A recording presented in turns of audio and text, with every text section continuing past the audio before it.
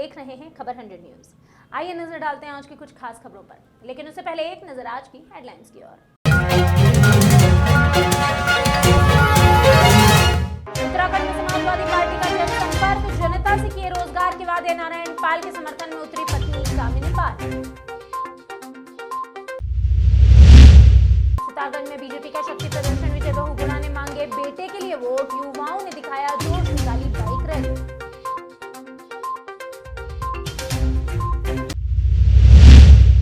और इंदौर में अपने ही घर में की बेटी ने चोरी, जेवरात और नकदी के साथ बेटी लापता, भाई के साले पर लगा भगाने का आरोप।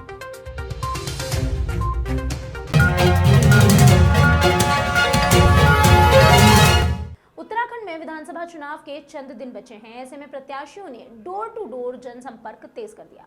इस कड़ी में सोमवार को सितारगंज से बहुजन समाज पार्टी के प्रत्याशी नारायण पाल के समर्थन में उनकी पत्नी कामिनी पाल अपनी टीम के साथ उतर गई। कामिनी पाल ने सितारगंज बस्ती रोड पर जनसंपर्क किया। इस दौरान उन्हें भारी जनसमर्थन भी मिलता हुआ नजर आया। कामिनी पाल ने घर घर जाकर नारायण पाल के पक्ष में वोट करने की अपील की। उन्होंने कहा कि पूर्व विधायक रहे नारायण पाल पिछले 10 वर्षों से क्षेत्र की समस्याओं के समाधान के लिए लगातार काम कर रहे हैं। कोरोना काल में जब लोग अपने घरों से नहीं निकल रहे थे, उस वक्त भी नारायण पाल सितारगंज को अपना परिवार मानकर जनता की सेवा करते रहे। कामिनी ने आगे कहा कि अगर नारायण सितारगंज से एक बार फिर विधायक बनते हैं तो सितारगंज की जनता के सुख दुख में सबसे आगे आकर हमेशा काम करेंगे। मैं कामिनी पाल, और आज जैसे हम इधर इस क्षेत्र में आए हैं तो लोगों का बहुत ही निराशाजनक जवाब है कि भाई हमने 10 साल बहुत तकलीफ़ में जिए हैं कि भाई नाली नहीं बन पाई है, रोड का विकास नहीं हुआ है, और जो शौचालय की व्यवस्था है महिलाओं के लिए वो नहीं हो पाई है। सरकार द्वारा कहा जाता है कि स्वच्छ भारत का निर्माण करेगी बीजेपी, लेकिन वो कुछ नहीं हो पाया है। और पेंशन की भी विकलांग जो है बच्चों की पेंशन नहीं अभी करी है, कुछों की दे रहे हैं लेकिन कुछों की नहीं हो पाई है। तो ये सही बात नहीं है। अगर हम वोट मांगते हैं तो मुद्दे हमारे पास ये नहीं होने चाहिए कि फ्री में हम ये देंगे कि भाई हम लैपटॉप देंगे या हम अकाउंट्स में पैसे डलवा देंगे। ये क्या हम अपने जो युवा वर्ग है उसको कमज़ोर कर रहे हैं?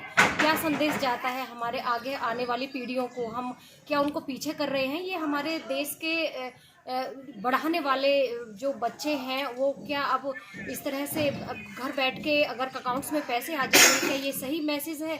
अरे वोट मांगनी है तो आपको कुछ रोजगार खोल के देखें। जैसे 2003 में नारायण पाल जी ने उनके सहयोग के द्वारा सिडकुल आया 2003 में, लेकिन अब इधर 10 साल में ना ही कुछ विकास हुआ है, ना ही युवा वर्ग को रोजगार मिला है। मेरी बस यही अपील है सब मेरी माताओं से, बहनों से कि भाई आप सबके साथ हैं नारायण पाल जी, और आपका विकास है। आपके जो भी पेंशन है या आपके आवास की कोई समस्या है या आपके क्षेत्र की कोई समस्या है वो पूरी होगी, और आपके जो बच्चे हैं उनको जो रोज़गार नहीं मिल पाया है उनको रोज़गार देंगे। उनकी पहली प्राथमिकता यही है कि महिलाओं को जो हमारी हुनर महिलाएं होती हैं, जिस तरह से कि भाई पढ़ी लिखी हैं उनको जॉब मिल जाती है, जो घरेलू महिलाएं हैं जो कम पढ़ी हुई हैं उनको रोज़गार देने का उनका मेन उद्देश्य है कि भाई उन महिलाओं को आगे बढ़ाएं। बहन जी, लगातार आप जनसंपर्क कर रहे हो लोगों के बीच, बहुत अच्छा रिस्पांस मिल रहा है। वो चाहते हैं कि भी नारायण पाल जी आए, बस अब चाहे चुनाव चिन्ह कोई भी हो, लेकिन हमें प्रत्यक्ष हमें नारायण पाल जी का फेस चाहिए। बस वो जहाँ है हम उनके साथ हैं और सब साथ में हैं। बहुत ज़्यादा सहयोग मिल रहा है, बहुत ज़्यादा। क्या अपील करना चाहते? हाथ जोड़ के सबसे प्रार्थना है कि भाई आप अधिक से अधिक लोग जाएं और अपना मतदान। ऐसा आदमी नहीं मिल पाएगा। हमारे नारायण पाल जी जो है 3 बार विधायक बन चुके हैं, उन्हें जनता भी यही चाहती है कि हमें नारायण पाल जैसा विधायक चाहिए अपना, और काम भी करते हैं, गरीब और अमीरों में सब में साथ देते हैं। और एक फ़ोन करो तो फ़ोन के ऊपर आते हैं और उनके फ़ोन के ऊपर ही हमारा काम होता है। हमें ऐसा विधायक कोई नहीं मिलेगा जैसा हमारा नारायण पाल है। हम चाह रहे हैं कि जनता भी यही चाह रही है कि हमारा विधायक नारायण पाल ही बने। हमारा 3 बार विधायक बन चुका और उससे बढ़िया हमें विधायक कोई मिल नहीं पाता। विधायक बन चुके हैं हमारे नारायण पाल जी, और हम ये सहयोग करते हैं। आज भी हमारे विधायक हमारे हर काम में, दुख सुख में, हर बात में अच्छा हमारे काम आता है। और यही हम अब भी चाह रहे हैं, पूरी जनता ये चाह रही है। हम इस पैरपुरा में भी आए हैं सहयोग करने हैं, हमें सब कुछ बढ़िया मिल रहा है। सब कुछ यही चाह रही है जनता कि हमारे नारायण पाल जैसा हमारे विधायक हुए। हर गरीब अमीर के साथ में आते हैं वो बढ़िया, और हर फोन के साथ आते हैं। उनका हम सहयोग करना चाहते हैं कि हमारे विधायक जी को कामयाब बनाओ। चुनावी माहौल में बढ़ती गर्माहट के बीच सोमवार को सितारगंज में भाजपा प्रत्याशी सौरभ बहुगुणा के पक्ष में भाजपा युवा मोर्चा ने युवा सम्मेलन और शक्ति प्रदर्शन किया, रैली निकाली। सितारगंज नवीन मंडी से शक्ति फार्म तक रैली निकाली गई। सैकड़ों भाजपा समर्थक युवाओं सहित पूर्व मुख्यमंत्री विजय बहुगुणा रैली में शामिल हुए। शक्ति फार्म पहुंचकर भाजपा प्रत्याशी सौरभ बहुगुणा ने युवा सम्मेलन में युवाओं को संबोधित किया। सौरभ बहुगुणा ने अपने संबोधन में उपस्थित युवा और शक्ति फार्म की जनता से भारतीय जनता पार्टी के पक्ष में मतदान की अपील की। साथ ही क्षेत्र में उनके द्वारा किए गए विकास कार्यों के बारे में भी बताया। मौजूद पूर्व मुख्यमंत्री विजय बहुगुणा ने हरीश रावत और कांग्रेस पर तंज कसते हुए कहा कि अजी हमसे बच के कहां जाइएगा, जहां जाइएगा कमल पाइएगा। विजय बहुगुणा ने कहा कि सितारगंज और शक्ति फार्म की जनता ने हमसे जो भी वादे किए हैं हमने उसे पूरा किया। उन्होंने केंद्र की मोदी सरकार का जिक्र करते हुए कहा कि 1.5 लाख करोड़ की धनराशि मिली है जो जिले में स्वास्थ्य, शिक्षा, जल विद्युत परियोजनाएं, एम्स, सड़कें आदि विकास कार्यों के लिए दी गई है। इसी बीच क्षेत्र के युवाओं में खासा जोश देखा गया। युवा सम्मेलन रैली में आए और युवा शामिल भी हुए। एक लंबी रैली निकाली गई।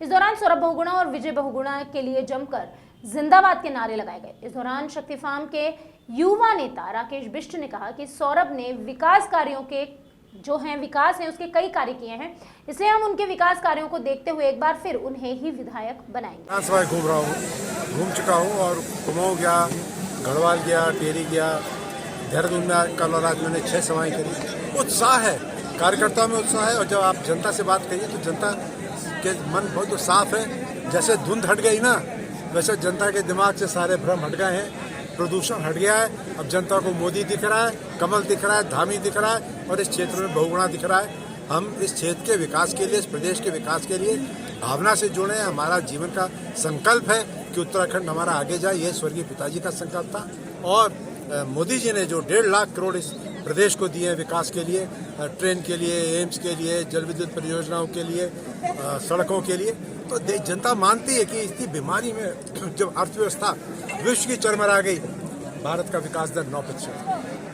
इंदौर की न्यू फ्रेंड्स कॉलोनी सिरपुर से एक मामला सामने आया है जिसमें राकेश कुरील की बेटी जेवरात और नकदी लेकर लापता हो गई है। राकेश ने भाई के साले पर ही उसे भगाने की आशंका जताई है। उसने कहा कि वो मजदूरी कर बिजली के मीटर बोर्ड लगाकर घर का पालन पोषण करता है। 31 जनवरी की रात को 3 बजे के लगभग उनकी बेटी पिंकी उनके भाई कमलेश के साले सोहन के साथ भाग गई है।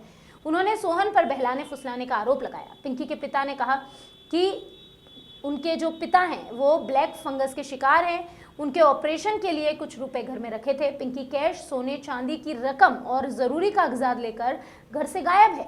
मामले की शिकायत चंदन नगर थाने पर की गई है। पुलिस ने मामले में रिपोर्ट दर्ज कर ली है और आरोपियों की तलाश जारी है।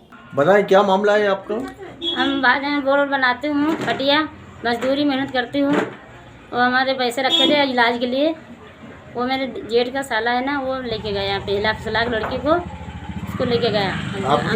आपकी लड़की कितने दिन से लापता है? आज 7 दिन हो गए। तो कौन लेकर गया? मैं जेठ लड़का है, मतलब जेठ साला है। क्या नाम है? सोहन। वो आपकी लड़की को लेकर गया? हाँ, 1 लाख सलाख लेके गया है। हमारी रकम भी पूरी ले गए हमारे। नगद पैसे कैश थी 1 लाख रुपया, वो ले गया। थाने पर शिकायत किया? थाने शिकायत करा तो पुलिस ढूंढ छान विचार कर रही है, वो भी सुनवाई कर रहे हैं। सुनवाई मैंने करना है।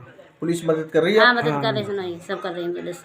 महू में ट्रैफिक पुलिस चालानी कार्यवाही कर रही है। ट्रैफिक को सुचारू रूप से चलाने के लिए ट्रैफिक पुलिस अधिकारी के आदेशानुसार सूबेदार मनोज कुमार सोलंकी सख्ती से नियमों का पालन करवा रहे हैं।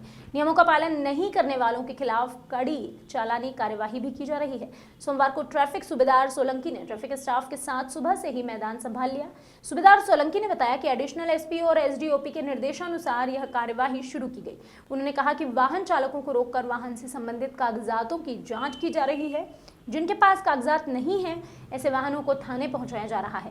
ट्रैफिक चेकिंग अभियान से चोरी के वाहन भी पकड़ में आते हैं। चालानी कार्रवाई तो लगातार की जा रही है और पिछले माह हमने अन्य धाराओं में, मोटर व्हीकल की विभिन्न धाराओं में 140 वाहनों पर चालानी कार्रवाई की गई थी और वर्तमान में भी लगातार चालानी कार्रवाई जारी है। खासकर ग्रामीण क्षेत्रों से आने वाले लोगों के पास मोटर व्हीकल के लाइसेंस नहीं होते हैं, और कुछ लोगों के पास कागज़ नहीं होते हैं, कुछ लोगों के बीमा नहीं होते हैं। ऐसे लोगों के खिलाफ हम चालानी कार्रवाई कर रहे हैं। नंबर प्लेट की गाड़ी या साइलेंसर जो पटाखे फोड़ती है, ऐसे वाहनों पे हम लगातार कार्रवाई कर रहे हैं मोटर व्हीकल एक्ट के तहत। सर, ये जानकारी लगी थी कि अभी आपने चालानी कार्रवाई के अंदर कुछ चोरी का वाहन भी पकड़े थे।